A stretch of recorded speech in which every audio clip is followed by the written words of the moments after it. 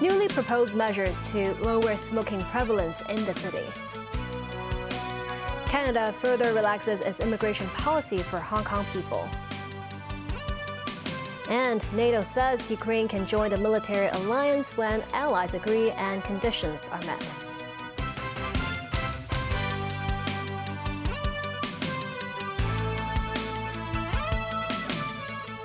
Hello and welcome to TVB News. The government has launched a public consultation on tobacco control strategies. This as authorities have proposed 14 measures, including raising the tobacco duty and fines and expanding no smoking areas to lower the city's smoking prevalence. Sharon Tang has our top story. The city's smoking rate in 2021 stood at 9.5%, and the government aims to ultimately achieve a tobacco-free Hong Kong. Today, authorities have proposed 14 measures which can be classified into 4 categories.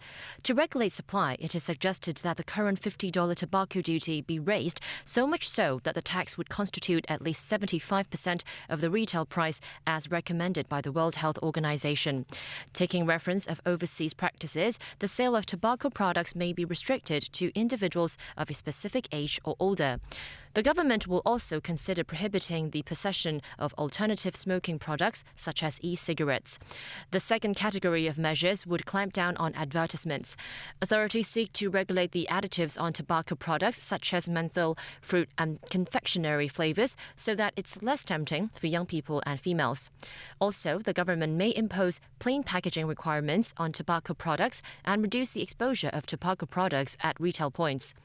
Thirdly, expanding statutory non-smoking areas to premises such as hospitals and areas near schools. Authorities will also consider banning people from smoking while walking on the street. The current $1,500 fine may be raised to between $3,000 and $5,000. Finally, education. Authorities suggest making use of district health centers to help people quit smoking. By the year 2025, we aim at a smoking rate of 7.8%. So that means a reduction of 1.7% of the population. That is a reduction of over 100,000. That is the rough idea of how we want to achieve the target. When asked if the measures will affect the rights of smokers, low-stress cigarettes do more harm to residents than anything else. The consultation period lasts until September 30th. Meanwhile, a newspaper stall owner says the sale of cigarettes is one of his main sources of income.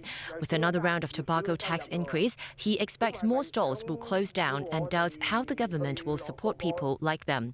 The Hong Kong Council on Smoking and Health welcomes the proposals and believes many residents are willing to do more to protect the younger generation. Sharon Tang, TVB News. Canada has further relaxed its immigration policy for Hong Kongers. Hong Kong people can now apply for permanent residency in Canada after working there for 1 year without being restricted by their education status. Some immigration consultants say the scheme is attractive, but remind aspiring immigrants of the uncertainty involved. It's not just recent graduates who can apply to move to Canada through the country's Stream B pathway for Hong Kong residents. The academic requirement will be removed starting August 15th. Speaking to TVB News, 30-year-old Vivian here is set to join a working holiday scheme in Canada come September. She is now considering to stay in the land of maple leaf for the long haul. Vivian graduated more than 5 years ago. She was not able to immigrate to the country via the Stream B pathway until the policy change. An immigration consultant said he received more than 100 requests for information right after the policy relaxation. Actually, this scheme is very good because you don't need to make any investment. You just find a job in Canada and then work for 1,560 hours, then you can become a PR. So even some of the investment client or some of the client joining other scheme, they are planning to swap to Stream B. But that also comes with some risks. If the economy of Canada going to downside, okay, maybe probably you'll be laid off by the employer in Canada. Even worse than this, if you cannot get sufficient working hours, once your work permit expired, you cannot extend it. Canada's government said the policy amendment allows a win-win situation for both Hong Kongers and Canadian businesses seeking labor with work experience. The temporary immigration pathways for Hong Kongers will close in late August 2026. Over the past 2 years, Hong Kong has lost 140,000 people from its local workforce. Lawmaker Dominic Lee said the government should vet people's eligibility for the city's welfare rigorously, including the consumption voucher scheme. He said such scrutiny could include the monitoring of beneficiaries' employment, tax, and residential records. The Correctional Services Department confirmed 7 staff members are being investigated as part of a rape case. All of them have been suspended from their duties. Those arrested are mostly Correctional Services assistant officers and officers aged between 23 and 38, stationed in Stanley Prison. It's believed the 31-year-old woman befriended a couple in Lan Kwai Fong last year. One of them works for the Correctional Services Department. On Saturday, the woman drank alcohol with the pair at a party in Tsim Sha Tsui, where the 7 men were also present. While the couple left at midnight, the woman stayed behind with the 7 men. She later reported to the police that she felt unconscious and found herself fully naked in the morning. The men were gone by then, and the woman said she had been raped. Police arrested the 7 men, 3 of them on suspicion of raping the woman and the rest on suspicion of committing an act of gross indecency. NATO has created a new forum that will allow the member countries to work with Ukraine on military matters as Kyiv waits for official membership of the alliance. The newly created NATO-Ukraine Council was to hold its first meeting later today during the NATO summit in Vilnius, Lithuania.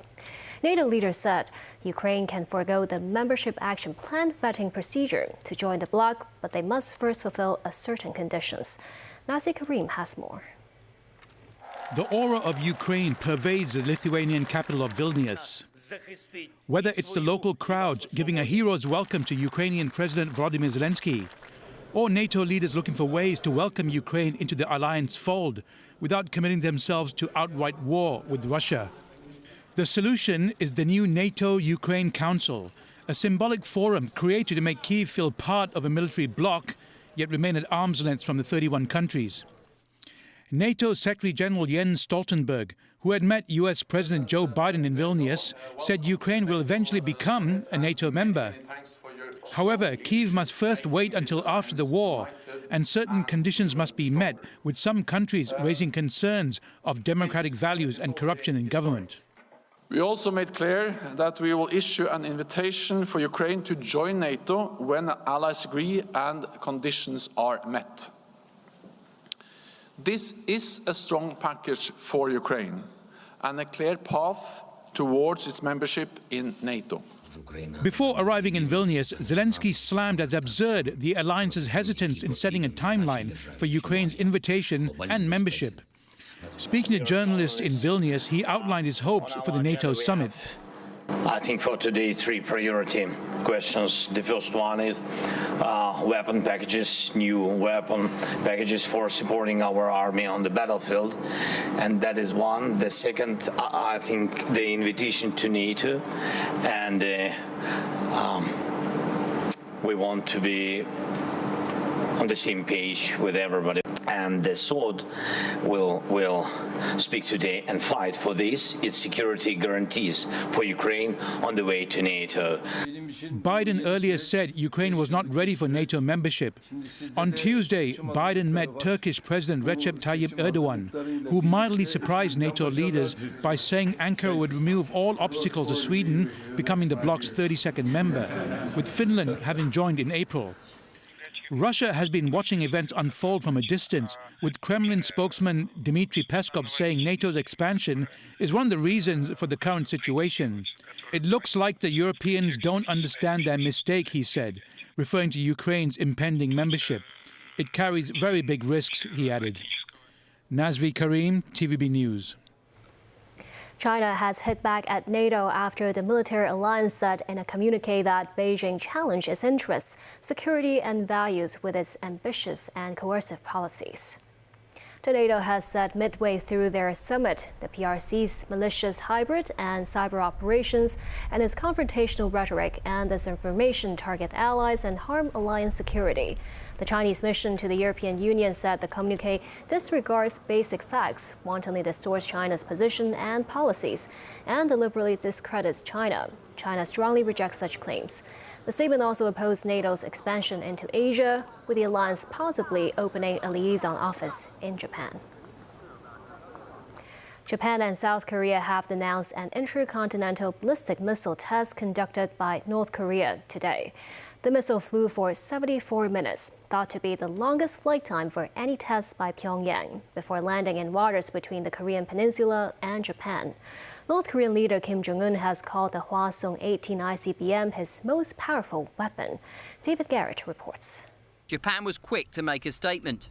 Chief Cabinet Secretary Hirokazu Matsuno says the Japanese government will respond in close cooperation with the US, South Korea and the United Nations. North Korea is already under UN sanctions. Russia and China have resisted calls by other members to toughen measures. South Korea called today's missile test a grave provocation. President Yoon Suk-yeol is currently at the NATO summit in Lithuania. He convened an emergency meeting of his National Security Council to discuss the North's launch. Japan's Prime Minister Fumio Kishida, also in Vilnius, stood alongside the NATO Secretary-General as both shared concerns. We are, of course, following very closely and condemning the nuclear and missiles programs of North Korea, violating international norms and multiple UN Security Council resolutions. And we saw the latest missile launch by North Korea.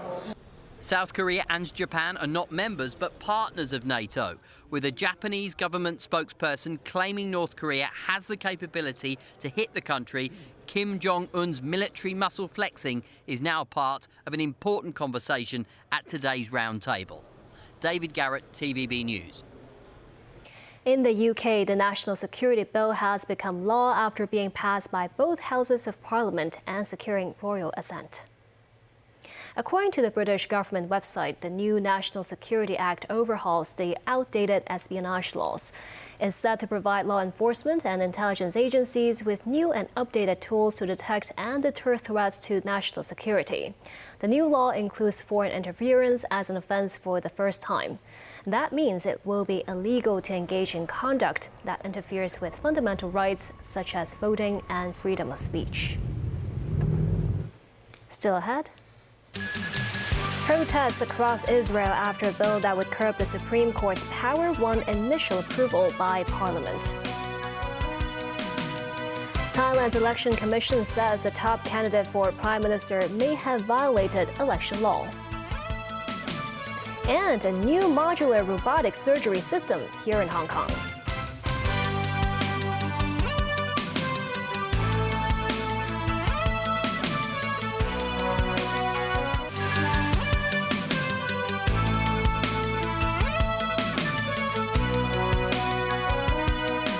Welcome back. Protesters took to the streets across Israel on Tuesday after a bill that would curb some of the Supreme Court's power won initial approval by Parliament. The bill, with full support of Prime Minister Benjamin Netanyahu's hard-right ruling coalition, has bitterly divided the country. As Tracy Furness reports, demonstrators also blocked major highways and thronged the country's main international airport. This was the scene in Tel Aviv Tuesday. The start of a day of demonstrations across the country. This rally blocked major highways as Prime Minister Benjamin Netanyahu's ultra-nationalist and ultra-orthodox parliamentary coalition approved a bill that aims to curb the power of the Supreme Court. As a right-wing man, political opinion man, I think and I'm convinced that the way things are going here are very bad for us as a democracy. Police used water cannons to clear protesters who blocked a main artery leading to Jerusalem. Similar protests occurred earlier in the year when the government presented the Supreme Court overhaul plan in January, just days after Netanyahu's coalition government took office. It had to be suspended in March. But Netanyahu decided to go ahead with the bill last month after compromise talks with the political opposition collapsed. The proposed changes include giving Netanyahu's allies control over the appointment of judges and giving Parliament power to overturn court decisions. To some extent, there's a showdown between the government that wants to promote this legislation and concentrate more and more power in the hands of the elected politicians from the coalition, and the protesters that are adamant in protecting the checks and balances that characterized Israeli democracy for decades. By Tuesday afternoon, 10,000 gathered outside the main hall of Ben Gurion International Airport, blowing horns and waving Israeli flags. Police kept the crowds from entering the hall and travel was not disrupted. Officers arrested a total of 66 people nationwide, including this one in Jerusalem, where protesters blocked roads near the parliament, where the Prime Minister and his government were pressing ahead with the bill. No major violence was reported, however. Tracy Furness, TVB News. Thailand's Election Commission will refer to the Constitutional Court a case over whether Prime Ministerial candidate Peter Limjaroenrat should be disqualified as a lawmaker for alleged election law violation. This comes a day before the parliament votes on Peter's bid to become the next Prime Minister of Thailand. The case against him is over his alleged ownership of shares in a media company, which would bar him from running for office. Peter has downplayed the issue, arguing the shares in the firm have since been transferred and the company has not been an active media organization for many years. He faces disqualification up to 10 years in jail and 20 years banned from politics if found in violation of the election law. Peter led the Move Forward party to a stunning victory in May's general elections, capturing 151 seats in the 500-member House of Representatives. The city will impose a ban on seafood imports from 10 Japanese regions, including Tokyo, once the country discharges radioactive wastewater into the sea. These include imports of all live, frozen, refrigerated, dried, or otherwise preserved aquatic products, sea salt, and unprocessed or processed seaweed. This comes after Secretary for Environment and Ecology Jie Qin-wen and Chief Secretary for Administration Eric Chan met the Japanese Consul General, as well as Japanese officials. The decision also follows the blanket ban imposed by mainland authorities against food imports from the same regions in Japan. In view of a surge in passport applications, the Immigration Department will extend its services till 9 p.m. for the 2 coming Saturdays. Authorities expect the lengthened hours could handle the issuance of an extra 10,000 travel documents. Walk-in applications will no longer be accepted, but appointment quota will be expanded. They can collect their new or renewed passports at immigration headquarters in Wan Chai and 7 branches. Citizens can also apply online through post services or self-service kiosks.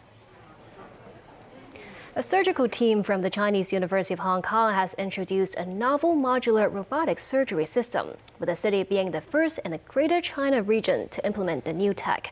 The CUHK team noted that the new system successfully performed several prostate surgeries earlier this year, adding it is more flexible and efficient than its predecessor. Timothy Lee tells us more. 4 mechanical arms conducting a complex surgical procedure managed by just one man. A scene that could soon be witnessed in a large number of the city's operating rooms. CUHK's surgical urology team introduced the new modular robotic system back in May for a clinical trial, with one of the system's primary features being its multiple robotic arms. The team believes that the additional arms provide higher mobility for the system's users and could perform more tricky surgical maneuvers compared to its predecessor. For the current all-in-one system, although the system is already quite good and well established, but because of the arrangement of the arms, therefore there may be some limitation in fitting into different surgical procedure and also different patient body build. Therefore, with this new modular system, therefore it may allow us to fit in the robotic arm into different situations, into say different body build of the patient. The robot successfully performed 10 radical prostatectomies, or prostate surgeries, with CUHK expecting its use to expand to kidney surgeries in the near future. Professor Ng said one of the key features of the surgical devices is the reduced time frame of operations, because the robotic arms can move around the patient much easier than the human surgeon. With Hong Kong being the first in the Greater China region to introduce the technology, the team noted that the system is now available in Taiwan, with Macau soon set to implement the system. Operators of this new robotic surgery system will be able to use these 3D glasses. It allows users to be more flexible when using the 3D module and increases their awareness of their surroundings in the operating room. Timothy Lee, TVB News. And that's the news. Thank you for watching.